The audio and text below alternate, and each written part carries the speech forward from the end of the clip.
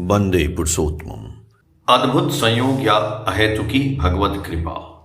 श्री यतीन्द्रनाथ महंती जी अपनी बात को बता रहे हैं, जो हम अपनी आवाज में आपके सामने प्रस्तुत कर रहे हैं। जो उन्होंने बताया है, यतीन्द्रा से कह देना डॉक्टर जो कह रहे हैं वे उसका अक्षरशः पालन करें, जितना भी पैसा लगे मैं दूंगा।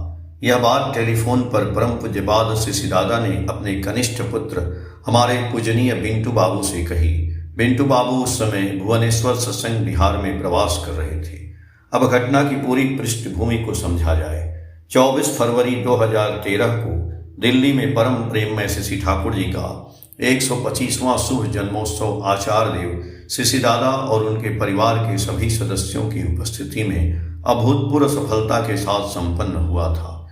इसके ठीक एक महीने बाद 23 मार्च की शाम को मैं दिल्ली के चितरंजन पार्क स्थित शिव मंदिर परिसर में चौथे शनिवार के मासिक सार्वजनिक सत्संग में लगभग आधे घंटे इष्ट प्रसंग कर रहा था। वहां से लौटते समय गाड़ी में मुझे सांस लेने में तकलीफ होने लगी। मैं दिल्ली सत्संग विहार पहुंचकर अपने शयन कक्ष में बिस्तर पर लेट गया। मैंने प्रतिम महेश्वर भाई दास से अपने सीने पर हाथ फेरने को कहा। महेश्वर भाई नाम जप करते हुए मालिश करने लगे। धीरे धीरे मेरी सांस सामान्य होने लगी। उसी समय रात के लगभग 10 बजे डॉक्टर दिव्य सुंदर महतो मंदिर में प्रसाद ग्रहण करने आए।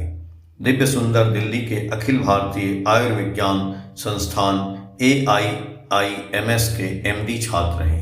वे नियमित रूप से मंदिर नहीं आते, लेकिन उस दिन उनका आना मेरे प्रति एक अद्भुत ईश्वरीय संयोग था। डॉक्टर दिव्य ने मेरी पूरी बात सुनी। अगले दिन यानी 24 तारीख की सुबह मेरा भुवनेश्वर जाना पूर्व निर्धारित था, क्योंकि भुवनेश्वर से थोड़ी दूर लगभग 20 किलोमीटर दूर भीमपुर में एक सत्संग में शामिल होने के लिए मैं वचनबद्ध था। डॉक्टर दिव्य ने कहा, तब रात के लगभग 11 बज रहे थे, कि उस समय और कुछ नहीं किया जा सकता, इसलिए मैं भुवनेश्वर पहुंचकर बिना किसी देरी के तुरंत ECG कराऊं। पूर्व निर्धारित कार्यक्रम के अनुसार मैं सुरक्षित सत्संग में शामिल हुआ। सोमवार के दिन 25/3/13 को मैंने सत्संग के आयकर विभाग के पूर्व DG एवं भुवनेश्वर स्थित श्री बाड़ा अस्पताल के मुख्य ट्रस्टी डॉक्टर नृसिंह प्रसाद त्रिपाठी जी से फोन पर संपर्क किया और उस अस्पताल में अपना ECG करवाने के लिए कहा। वे मुझे अपने साथ लेकर अस्पताल ले गए। फिर उसी दिन उस अस्पताल के चेयरमैन तथा वरिष्ठ हृदय रोग विशेषज्ञ डॉक्टर कवि प्रसाद मिश्र दिवंगत का निरीक्षण दिवस था। वे प्रति सोमवार, बुधवार और शुक्रवार उस अस्पताल में आते थे। उल्लेखनीय है कि डॉक्टर मिश्र मेरे ही माध्यम से चेन्नई सत्संग बिहार में 3/12/2000 तारीख को दीक्षा ग्रहण किए थे।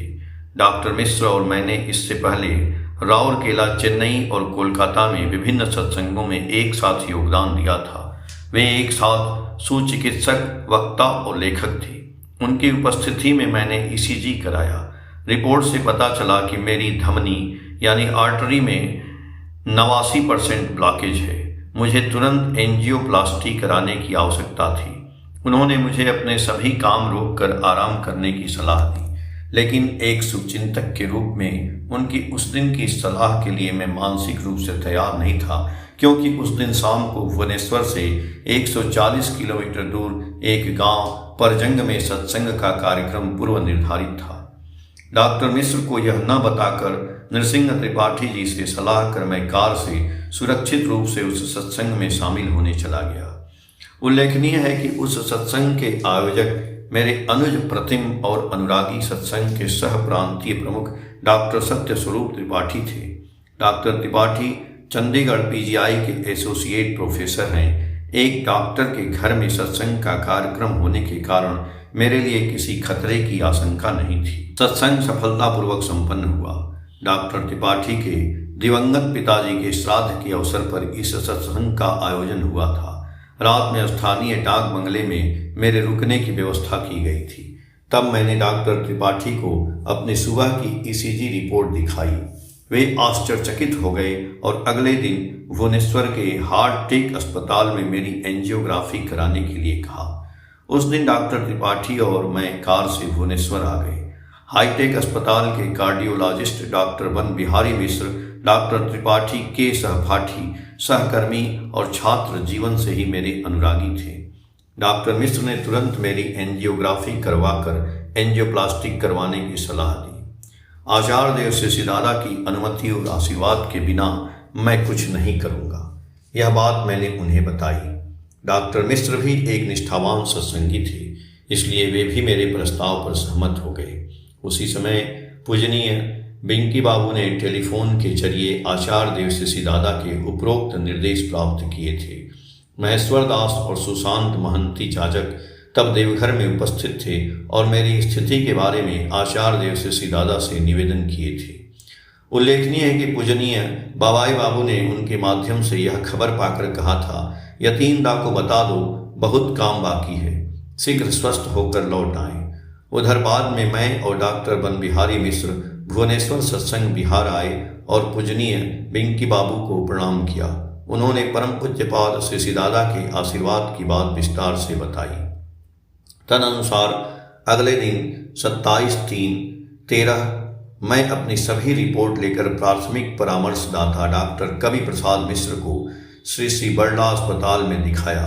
उन्होंने पूछा, आप कहाँ एंजियोप्लास्टी कराएंगे, भुवनेश्वर में या दिल्ली में? मैंने कहा, जब भुवनेश्वर में हूँ तो सिसिदादा के निर्देशानुसार भुवनेश्वर में ही करवाना बेहतर होगा। उन्होंने कहा कि भुवनेश्वर में अपोलो तथा अन्य अस्पतालों में युवा कार्डियोलॉजिस्ट उनके छात्र और परिचित हैं, इसलिए भुवनेश्वर के अपोलो अस्पताल में ही करवाना बेहतर होगा। वहाँ इस ऑपरेशन के लिए 3 लाख रुपए खर्च आएगा। अपोलो अस्पताल के वरिष्ठ कार्डियोलॉजिस्ट डॉक्टर प्रताप चंद्र रथ उनके अच्छे परिचित हैं। मैंने कहा, डॉक्टर प्रताप चंद्र रथ मेरे अपने गांव के निवासी हैं और उनके पिताजी हमारे परिवार के पुरोहित हैं और वे मेरी छोटी बहन निर्मला के सहपाठी हैं। डॉक्टर मिश्र मेरे चेहरे की ओर देखकर अचरज और विस्मय से बोले, आपको तो सिसी ठाकुर ने सहायता कर ही दिया है, तुरंत कर डालें, जय गुरु।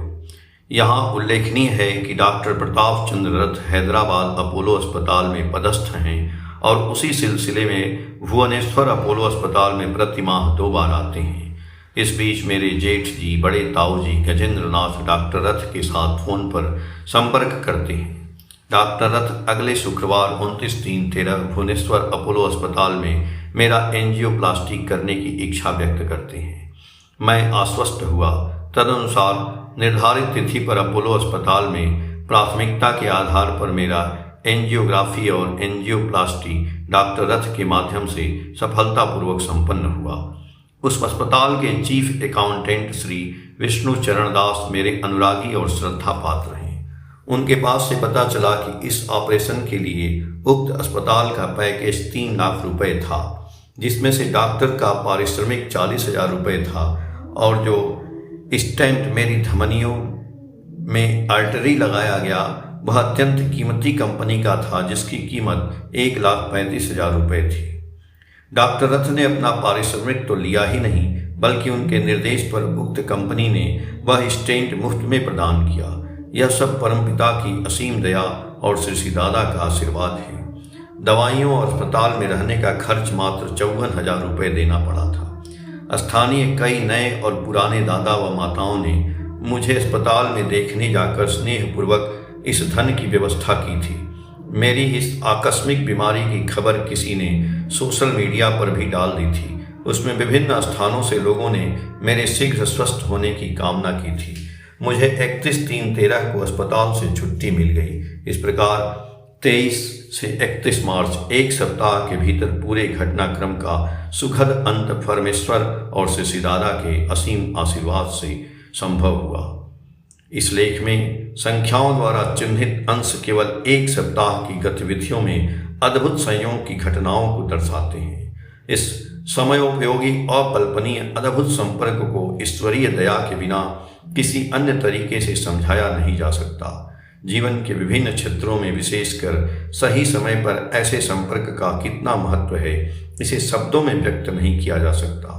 बोले प्राण जाए, बोले बोए जाए, संपर्क की शक्ति फ्रैंक जोसेफ द्वारा लिखित पुस्तक द पावर ऑफ कोइंसिडेंस के लेखक और उत्सुक शोधकर्ता फ्रैंक जोसेफ समाज के विभिन्न स्तरों के लोगों के जीवन की विभिन्न घटनाओं का वर्णन करते हैं, जो कि वास्तविकता के साथ साथ रोमांचक भी हैं। लेखक के अनुसार मनुष्य के जीवन में अक्सर ऐसे संयोग घटित होते रहते हैं। हम आमतौर पर इन चीज़ों को महज संयोग, क्षणिक या सामान्य मानकर ध्यान नहीं देते, लेकिन अगर इन घटनाओं को समझा जाए तो ये लगभग हर क्षेत्र में मददगार साबित होते हैं। यही ईश्वरीय आशीर्वाद है जिसे अनदेखा नहीं किया जाना चाहिए। श्री ठाकुर कहते हैं, ब्रह्मांड में जो कुछ भी है वह प्रत्येक व्यक्ति के भीतर है और उसकी प्रत्येक कोशिका में अणु परमाणु के रूप में विद्यमान है। जो सूक्ष्म में है वही व्यापक ब्रह्मांड में भी है। आधुनिक विज्ञान इसे माइक्रोकॉस्म और माइक्रोकॉस्मस कहता है। इसलिए व्यक्ति और ब्रह्मांड सूक्ष्म रूप से एक दूसरे से प्रभावित होते हैं। विश्व प्रकृति विभिन्न तरीकों से हमारी सहायता के लिए हाथ बढ़ाती है। साधन भजन के अभाव में हम इन्हें अनदेखा कर देते हैं और विभिन्न संकटों का सामना करते हैं। इसलिए हम उचित साधन भजन के माध्यम से जितना अधिक अंतर्मुखी, उन्मुखी और इष्टमुखी हो सकेंगे, उतना ही स्वयं और ब्रह्मांड के बीच इस गहन संबंध को महसूस कर सकेंगे और अत्यधिक लाभान्वित हो सकेंगे। इस प्रक्रिया को श्री ठाकुर ने डिवाइन प्रॉम्प्टिंग, देव सहायता नाम दिया है। अंत में मेरी उपरोक्त बीमारी के समय परम पूज्यपाद श्री दादा के शक्तिशाली आशीर्वाद और पूजनीय बाबाई बाबू, सिपाही बाबू, वेंकी बाबू की दिव्य प्रेरणा के लिए मैं उनका चिर कृतज्ञ हूँ। वंदे पुरुषोत्तम। जय गुरु।